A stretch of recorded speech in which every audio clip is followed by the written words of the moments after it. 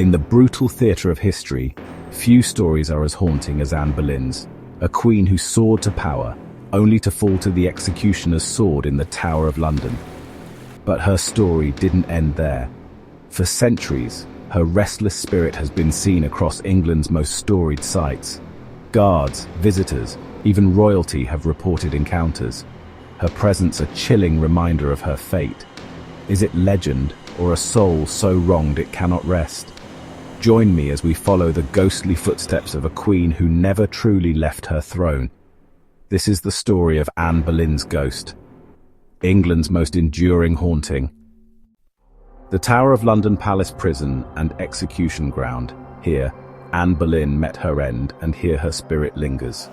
A sentry once saw a woman in Tudor dress glide through him, vanishing into the bloody tower. In the chapel, a captain of the guard witnessed a ghostly procession led by Anne herself dissolving into darkness. Visitors report icy chills, whispers, and the sense of being watched on Tower Green. It's as if Anne's final hours replay endlessly, her spirit forever trapped within these ancient walls. The tower remembers, and so, it seems, does Anne. In Norfolk's Blickling Hall, Anne's ghost returns each year on the anniversary of her execution. At midnight, a phantom carriage drawn by headless horses thunders to the door. Inside sits Anne, holding her severed head, her face locked in a silent scream. The vision vanishes, leaving only a chill and horror behind. Her father's ghost is also said to wander, cursed for his role in her downfall.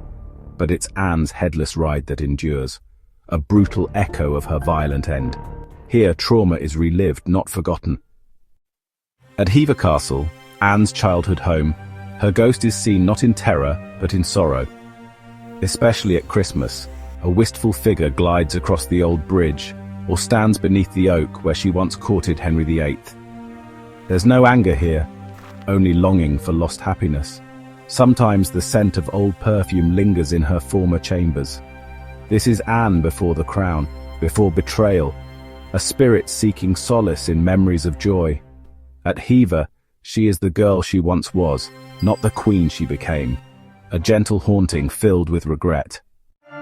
Hampton Court Palace, where Anne reigned and where her rivalry with Jane Seymour lingers. Two female apparitions are often seen, Jane, quiet and sorrowful, Anne, agitated and cold. A guard once followed a ghostly woman in Tudor dress through locked doors only to find the room empty. Here, the drama of the Tudors plays on, with spectral queens vying for their place in history. Anne's presence is restless, her rivalry unresolved. The palace's walls hold echoes of jealousy, triumph, and despair.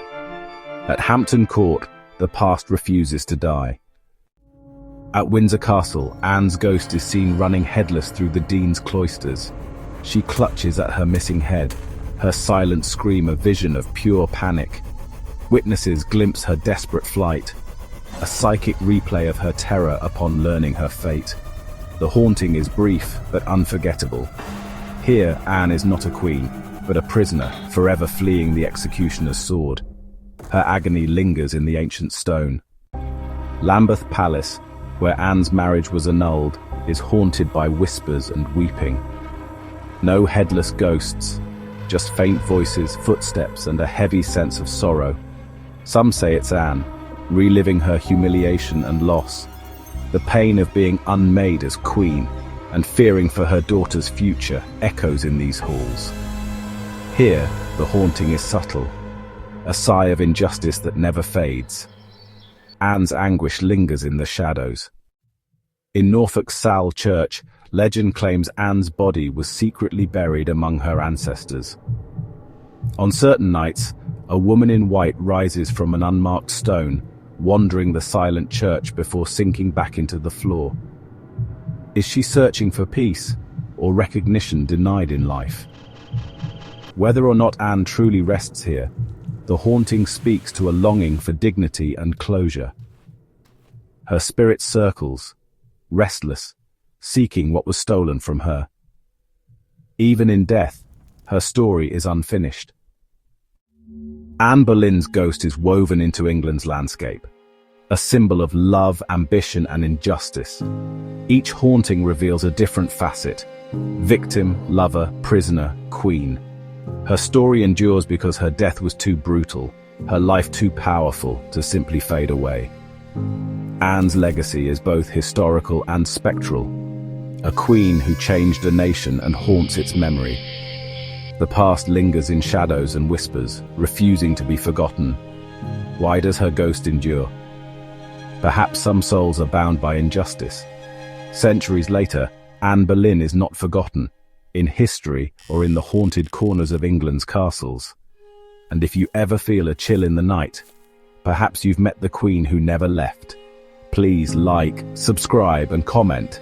It's free and really helps the channel grow. Thank you so much for your support.